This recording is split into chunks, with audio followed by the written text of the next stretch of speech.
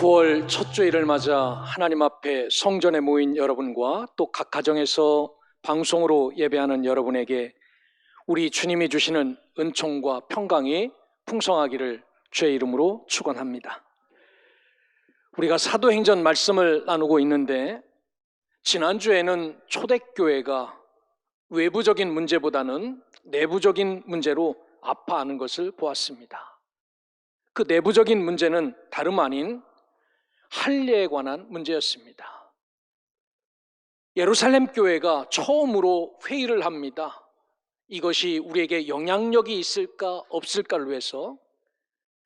그런데 이 회의를 통하여 말끔하게 정리하였는데, 다름 아니라 예루살렘 교회의 말씀은 적어도 구원은 예수님 한 분만으로 충분하며 그리스도가 답이라는 사실을 공표합니다.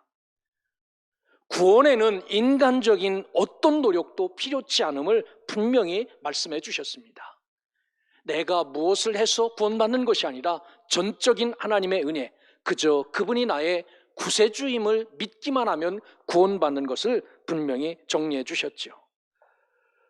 뿐만 아니라 믿음의 길에서 주 안에 부름받은 자들이 차별이 없음을 같이 말씀을 하셨습니다. 여러분, 우리도 믿음의 길을 걸어가면서 나의 행위가 아니라 우리 주 예수의 은혜로 살고 있음을 고백하면서 날마다 이 은혜를 기억하며 감사하고 기뻐함으로 나가는 믿음의 자녀들 되시기를 주의 이름으로 축원합니다. 특별히 오늘 16장은 바울의 복음전도 사역의 이정표와 같은 그러한 말씀입니다. 사도 바울이 이 사도행전 16장부터 어떻게 순종했는지, 또 어떤 삶을 살았는지를 분명히 기억하시면서 저와 여러분들도 이 말씀을 기초로 바울처럼 내 생각, 내 뜻이 아니라 주의 인도하심을 따라 우리에게 주신 사명 붙잡고 늘 감사하며 살아가는 믿음의 자녀들 되시기를 주의 이름으로 축원합니다. 바나바와 바울은 1차 전도 사역을 마친 뒤 할례 문제로 인하여 예루살렘 교회를 방문합니다. 바울이 느낀 감정은 이방인에게 복음 전도하러 나가서 가장 큰 걸림돌을 예수 믿는다고 나오는 사람들에게 할례를 줘야 하는지 말아야 하는지가 큰 숙제였습니다. 예루살렘 교회는 구원의 조건은 오직 믿음 외에 다른 방법이 없다라는 것을 선언해서 사도 바울이 날개를 달았죠. 이제 어디 가서나 교회의 원칙이 할례로 구원받는 것이 아니라 믿음으로 구원받는 것이기에 이제 당당하게 복음을 전하게 되었습니다. 이 결과 때문에 사도 바울은 바나바와 함께 2차 복음 전도 사역을 다시 시작하기로 합니다. 1차 사역도 쉽지 않았어요. 그런데 2차 사역을 합니다. 바로 이 16장부터 사도 바울이 두 번째 복음 사역을 하는 그런 말씀입니다. 우리도 주의 일을 감당하다 보면은 막힐 때도 있습니다. 꼬일 때도 있고 다칠 때도 있습니다. 이런 상황에 우리가 서거들랑 우리 인간의 인위적인 힘이나 기술이나 재주로 극복하는 것이 아니라 하나님의 인도하심의 앞에서 말씀을 기준 삼아 움직이며 순종하는 백성들이 되시기를 주의 이름으로 축원합니다. 주의 인도하심을 따라 사는 자들의 삶의 모습이 이런 삶이기 때문입니다. 오늘 성경은 이 주의 인도하심을 따라 사는 우리가 가슴에 품고 살아야 될 말씀을 이야기하는데, 첫 번째로 주의 인도하심을 따라 사는 자들에게는 사명이 분명히 있음을 깨달아야 된다라고 말씀합니다. 오늘 저와 여러분들이 읽진 않았습니다. 하지만 사도행전 15장 마지막쯤을 보면은 39절에 열정의 사람 바울과 다른 사람을 위로하며 살았던 바나바, 아마 한 번도 싸워볼 것 같지 않았던 이 바나바가 둘이 심히 다투어 피차 갈라서는 내용이 기록이 되어져 있습니다. 참 심각하지요. 한 교회에서 두 지도자가 열심히 싸워서 나눠졌다라는 겁니다. 이렇게 둘이 다투어 갈라설 수밖에 없는 이유는 1차 전도 여행 때 바나바라는 사람이 조카 마가 요한을 데리고 갔어요. 근데 마가 요한이 중간쯤 가다가 예루살렘 집으로 돌아가 버리는 겁니다. 2차 복음 전도 사역을 떠날 때 바나바가 마가 요한, 중간에 포기하고 집에 돌아갔던 그 요한이지만 이 요한을 데리고 가자라고 말할 때 바울은 아주 조금도 망설임 없이 마가 요한은 안 된다라고 말합니다. 그래서 이 두 사람이 데리고 가자, 그 사람은 안 된다, 한 번 포기했는데 두 번째도 포기하면 우리 쉽지 않지 않냐. 결국 이것 때문에 둘이 갈라섭니다. 그리고 바나바는 자기 조카 마가를 챙겨서 자기 고향인 키프로스 섬, 지금 구브로라는 섬으로 향합니다. 그리고 바울은 신라를 택한 후에 수리아 지역과 길리기아 지역을 다니며 1차 전도 여행 때 수리아에 있던 안디옥과 루스드라 같은 곳을 다니면서 견고하게 주의 백성들을 세웠다라고 말씀합니다. 오늘 본문에 보면 1절 말씀을 이렇게 시작합니다. 바울이 더베와 루스드라에도 이르매라고 말합니다. 여러분, 사도 바울이 복음전도 사역을 나가서 이곳저곳 다녔지만 한 곳도 환영받은 곳은 없습니다. 그런데 이 루스드라에서는 하나님의 놀라운 역사를 경험했지요. 그런데 시련도 있었습니다. 돌에 맞아 죽을 뻔한 곳도 루스드라였습니다. 이곳에서의 바울이 경험한 첫 번째 역사는 다리가 마비되어 평생 걷지 못한 환자를 하나님의 역사로 치유되는 놀라운 역사가 루스드라에 있었습니다. 그래서 사람들이 사도 바울과 바나바를 찾아와서 당신은 헤르메스고 당신은 제우스입니다. 우리가 당신에게 제사를 드리겠습니다 라고 말하자 우리는 사람이지 신이 아닙니다 라고 했습니다. 어쩌면 이 루스드라에 이런 일로 전도가 순조롭게 진행될 줄 알았는데 이 전도를 방해하러 올라온 사람들이 있었습니다. 유대인들이었습니다. 저들은 바울과 바나바에게 비진리, 수천 년 동안 조상 대대로 지켜온 하나님의 말씀을 무시하는 사람들이다라고 선동하여 바울을 잡아 밖으로 끌고 나가 돌을 던져서 바울이 돌에 맞아 죽은 것으로 생각하여 성 밖에 갖다 버렸다라고 성경은 기록합니다.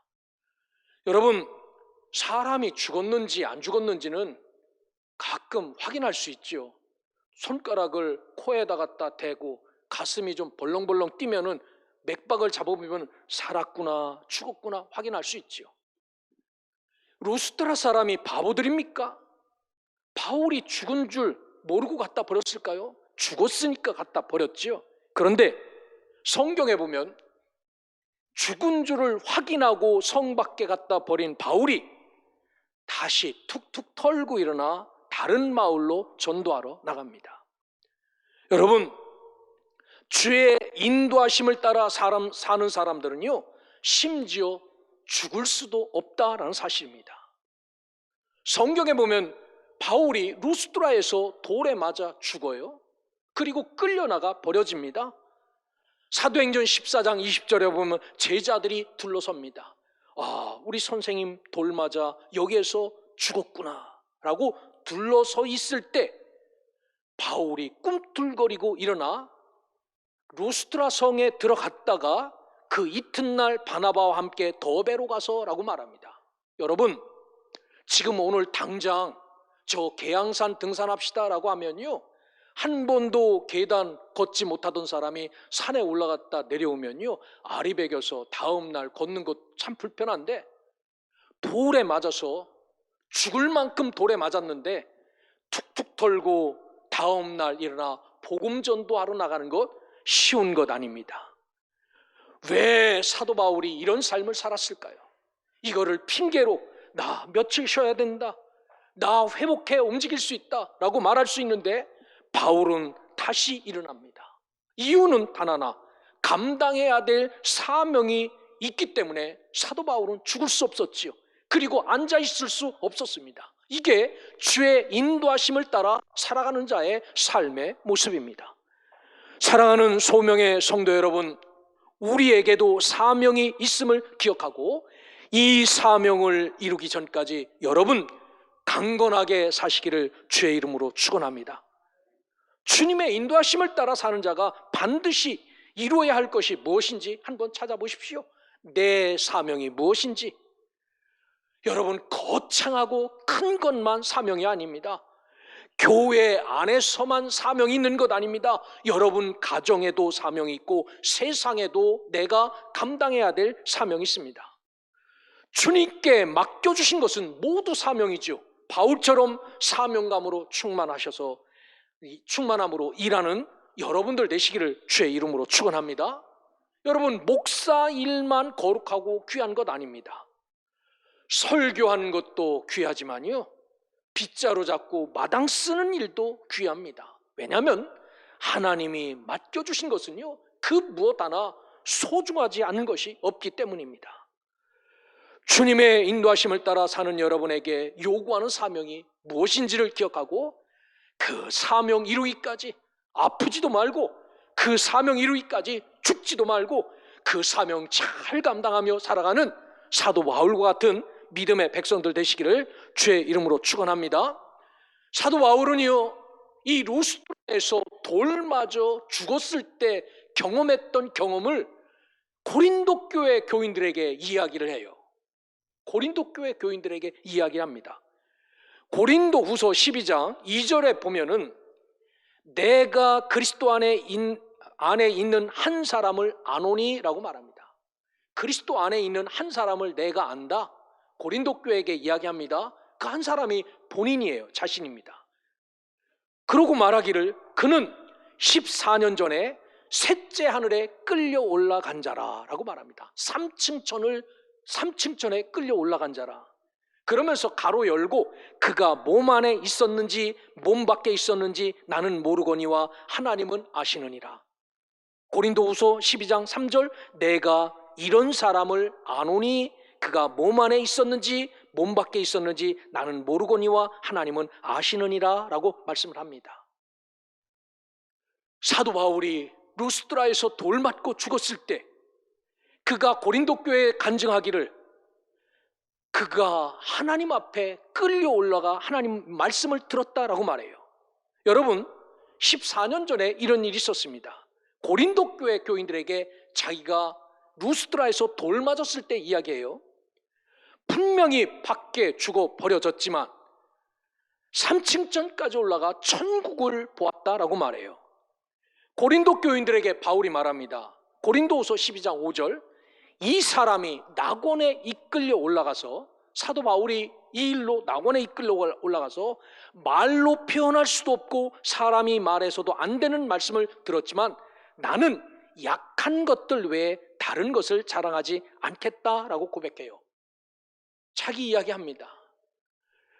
고린도 교인들이 이렇게 저렇게 사도 바울에게 아프게 하니까 나 이런 사람입니다 라고 이야기하기 위해서 루스드라에서 죽어서 3층전에 올라가 하나님이 들려주신 말로 표현할 수 없는 그것 다 보고 말해서도 안 되는 말씀을 다 들은 사람이지만 나는 여러분에게 이 이야기하고 싶지 않습니다. 그저 나는 나약한 자고 연약한 자고 질병이 가득한 자다라고 사도 바울이 고린도 교인들에게 이야기합니다.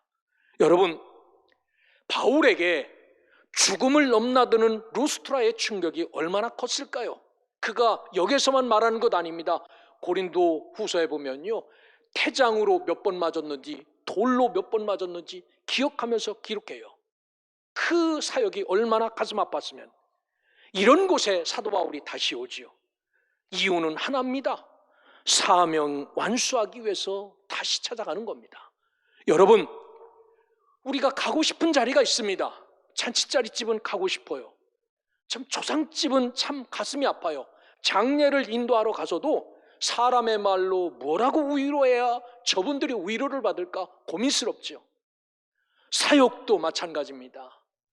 여러분, 서고 싶은 곳이 있고 서기 싫은 곳이 있죠. 하지만 서기 싫은 곳이라 할지라도 그 사명을 완수해야만 된다면은 여러분, 사도 바울처럼 그 자리에 서서 기쁨으로 사명 감당할 수 있는 믿음의 백성들, 하나님의 자녀들 되어 하나님 앞에 섰을 때 참 잘했다라고 칭찬받을 수 있는 주의 자녀들 되시기를 주의 이름으로 축원합니다. 우리가 주의 인도하심을 따라 사는 우리에게 사명이 있음을 말씀드렸습니다. 두 번째로는요, 오늘 성경을 보면 주의 인도하심을 따라 사는 자들에게 우리의 가정, 세워진 가정은 믿음을 가르치는 곳이 되어야 한다라는 말씀입니다. 1절에 보니까 바울이 더베와 루스트라에도 이름에 거기 디모데라 하는 제자가 있으니 그 어머니는 믿는 유대 여자요 아버지는 헬라인이라 라고 기록하고 있습니다.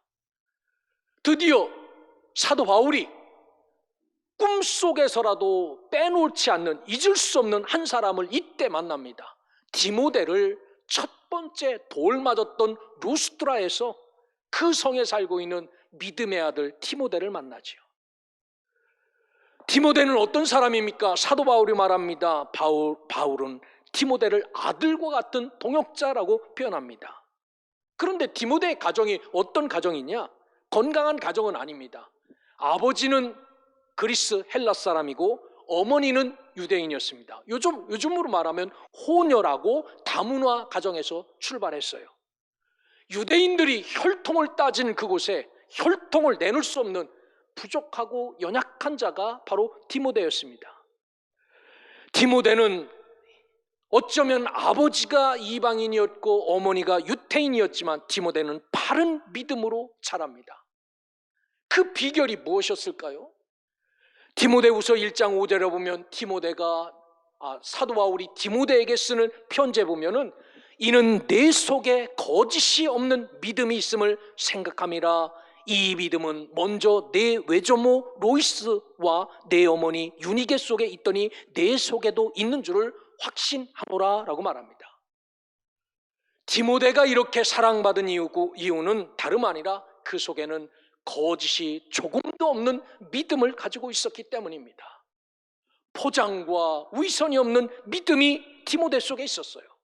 이런 믿음을 누가 가르쳐줬는가? 성경은 내 외조모, 외할머니가 가르쳐줬고요, 어머니가 가르쳐줬다라고 말합니다. 사랑하는 할머니 여러분들, 우리 아이 보는 할머니들 많이 계세요. 알고 있습니다. 여러분들 손주든 외손주든 그 아이들을 키우며 하나님 말씀, 하나님 이야기 많이 해주시기를 주의 이름으로 권면드립니다. 성경에 이런 사람이 있는데 하나님 말씀으로 이렇게 잘 컸으니 너도 이렇게 크거라. 혹여 여러분에게 자녀들이 있거나 유니게처럼 내가 만난 예수, 내가 알고 있는 예수를 남김없이 그렇게 전해주시길 바랍니다. 그래서 성경은 외할머니 어머니 유니게와 외할머니 로이스부터 이렇게 디모데는 어렸을 적부터 믿음을 배웠습니다. 여러분, 믿음을 가르치는 곳이 어디라고 생각하십니까? 교회라고 생각하십니까? 당연히 교회입니다. 교회에서 믿음을 배우신 분들이 많지요. 그런데 교회 다음으로 혹은 교회보다 더 중요한 믿음을 배우는 곳이 있습니다. 어디냐면요, 가정입니다. 성경 속에는 하나님께서 직접 세우신 두 기관이 있죠. 하나는 가정이라는 기관, 하나는 교회라는 기관입니다. 이 둘은 늘 우리와 함께합니다. 집에 갔다 교회 왔다, 집에 갔다 교회 왔다, 뗄 수 없어요. 저희는 일주일에 4 식구가 만나는 날이 많지 않습니다. 다 바쁘게 살아요. 하지만 만나는 날이 있지요. 이때 반드시 서로의 신앙의 고백을 합니다. 묻습니다. 어떻게 살았느냐? 하나님을 인정하고 살았느냐? 하나님 앞에 어떻게 살았느냐? 묻습니다. 왜냐면요, 잘 알고 있지요.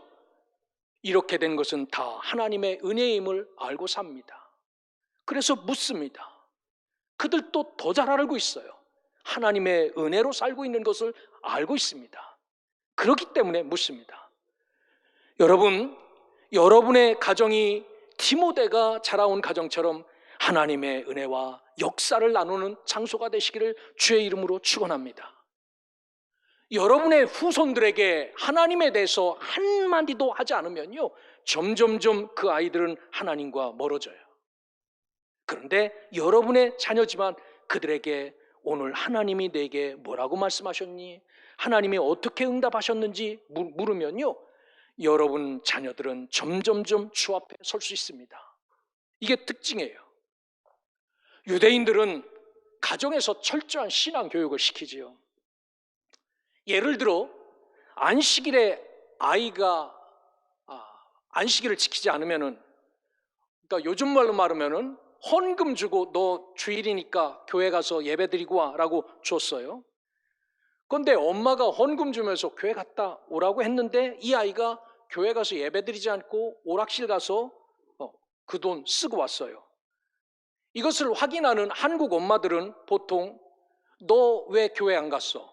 너 왜 그 헌금으로 다른 거 됐어? 너 이번 달 용돈 없다. 뭐 보통 이게 한국 스타일의 아이들 양육하는 그러한 일입니다. 근데 유대인들은 이렇게 아이들을 양육하지 않습니다. 유대인들은 애가 안식일을 범하면은요, 모세가 하나님께로부터 받은 계명 중에 네 번째 계명이 뭔지 아느냐라고 물어요. 네, 아버지 어머니 안식일을 기억하여 거룩하게 지키라 말씀하십니다. 아이들이 다 알죠. 어릴 때부터 줄줄줄줄 외우고 사니까요. 이렇게 대답하는 아이에게 이 말씀이 누구의 말씀이냐라고 묻습니다. 하나님의 말씀입니다. 이 말씀을 누구에게 말씀하시느냐라고 물어요. 나에게 말씀하십니다. 너는 왜 하나님의 말씀에 불순종했는가? 라고 묻습니다. 이게 유대인들이 교육입니다. 엄마가 아빠가 아니라 하나님이 너에게. 디모데는 이런 신앙 교육을 받고 자랐을 것입니다. 오늘 본문 2절에 보십시오. 디모데는 루스드라와 이고니온에 있는 형제들에게 칭찬받는 자니라고 기록하고 있습니다. 여기 루스드라, 이고니온은요, 부평, 육동 이런 이야기가 아니고요, 루스드라는 군보다도 더 큰 도 가깝게 넓은, 이고니온도 그렇게 넓은 지역입니다.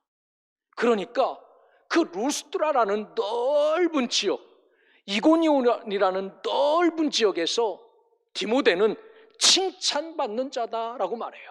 칭찬받는다. 말튠레오라는 헬라어를 써놨어요. 머리 쓰다듬으면 너 참 잘하는구나, 잘 컸구나, 이런 뜻보다는요, 어떤 것이 하면요, 증인이 되다, 깨우치다라는 말인데, 하나님의 사람 보려면은 디모데를 봐라라는 것과 똑같아요. 완전히 증명의 삶을 살고 있는 것, 증인된 삶을 살고, 성경적인 표준의 삶을 살고 있는 것, 이런 칭찬을 디모데가 받았다라고 말합니다. 여러분, 2년 가까이 진행된 코로나 사태로 우리가 경험한 특별한 세상이 있습니다. 24시간 가족들하고 붙어 사는 시간이 참 많았습니다. 어떤 사람들은 흩어진 가족과 모여 사니까 좋다라고 말씀하신 말씀도 있고요. 너무 지겨워, 빨리 회복되어서 흩어져서 예전처럼 자유롭게 살았으면 좋겠다라고 선언하는 그런 분들도 계실 겁니다. 여러분, 우리의 가정은 오늘 디모데가 외할머니와 어머니로부터 받은 이 교육 때문에 수없이 많은 사람들에게 증인된 삶을 살았던 것처럼 오늘 우리의 가정도 이런 아이들을 키워내고 디모데 같은 놀라운 믿음의 사람들을 잘 키울 수 있는 하나님을 사랑하는 가정, 주님을 뜨겁게 인정하며 살아가는 가정이 되기를 주의 이름으로 축원합니다. 여러분, 믿음은 환경을 뛰어넘을 수 있는 힘이 공급돼요. 이렇게 자란 디모데가 바울의 동역자가 됩니다.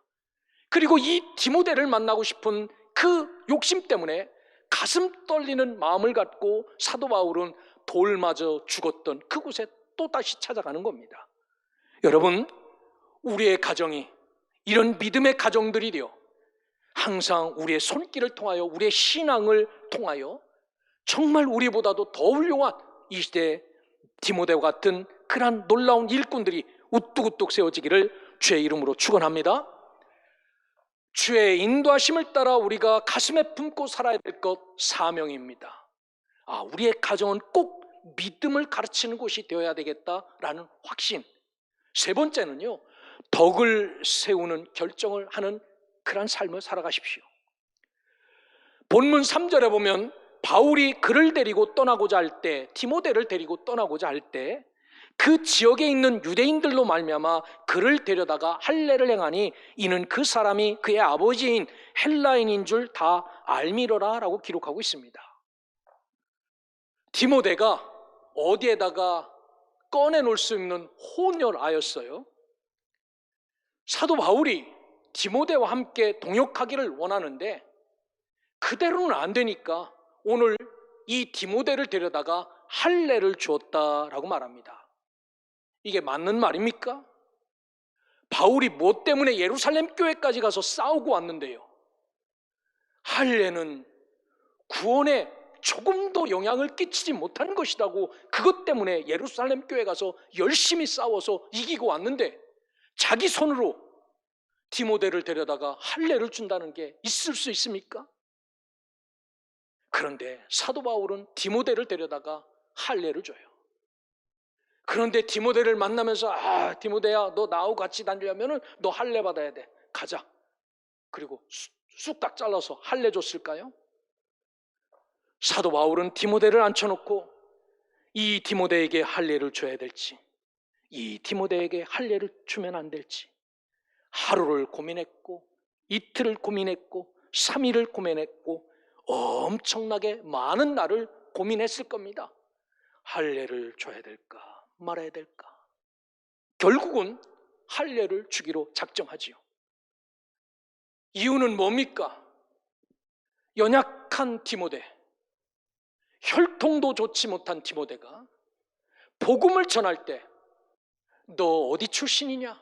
너 할례는 받고 이 짓 하냐? 라고 물어볼 때 당당하게 복음을 증거할 수 있는 힘을 공급해 주려고 정말 주면 안 될 할례를 사도 바울이 디모데에게 줘요.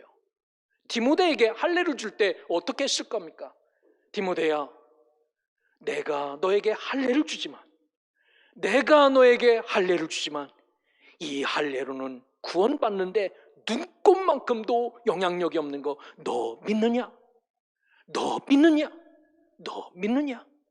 묻고 또 묻고 또 물어서 디모데가 할례 갖고는 천국 가고 하나님 백성 되는 거 되지 못한 거 잘 알고 있다라고 고백했을 때 할례를 줬겠지요.